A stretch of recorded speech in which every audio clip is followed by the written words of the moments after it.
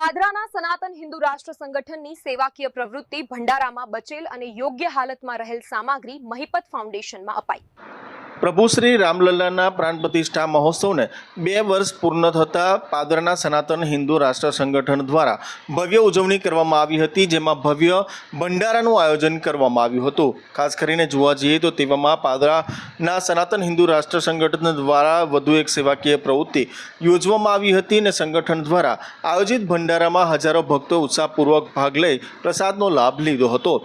ભક્તોની વિશાળ ઉપસ્થિતિ વચ્ચે આ ભંડારો શ્રદ્ધા અને સેવાભાવનું ઉત્તમ ઉદાહરણ બન્યો હતો।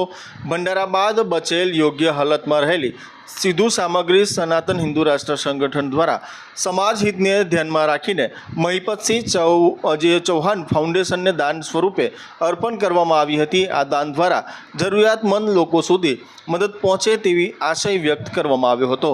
સંગઠનના આગેવાનોના જણાવ્યા મુજબ સમાજમાં સેવા, સંસ્કાર અને સહકારની ભાવના વિકસે તે માટે આવી પ્રવૃત્તિઓ આવનાર વર્ષોમાં પણ કરવામાં આવશે। તે પ્રકારે છે તે સનાતન હિન્દુ રાષ્ટ્ર સંગઠન દ્વારા આ એક મોટી સેવાકીય પ્રવૃત્તિ હાથ ધરવામાં આવી હતી।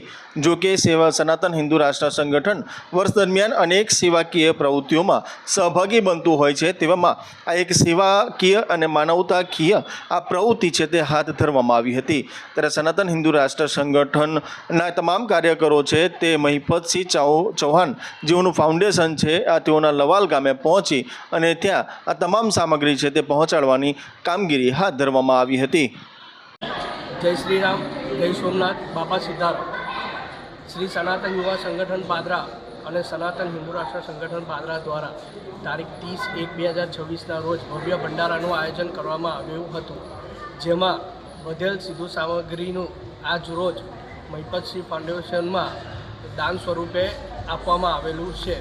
તો અમે તમામ ધર્મપ્રેમી જનતાને એક મેસેજ પહોંચાડવા માગીએ છીએ કે તમારા ત્યાં કોઈ શુભ કાર્યક્રમ કરો છો અને આવી રીતે કંઈક પણ સીધું સામગ્રી વધે છે તો તમે તમારા નજદીકના કોઈ બી ફાઉન્ડેશનમાં તમે દાન સ્વરૂપે આપી શકો છો।